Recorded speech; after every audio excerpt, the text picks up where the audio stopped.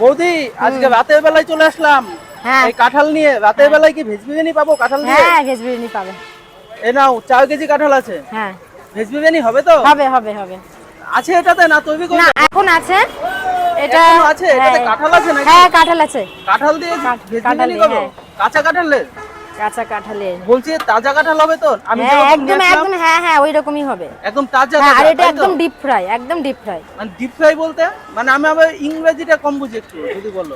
এটা একদম মানে তেলে ডোবা ভাজা, বুঝছো? এটা হচ্ছে একদম তেলে ডোবা ভাজা। মানে ওটাকে কি বলে বললে?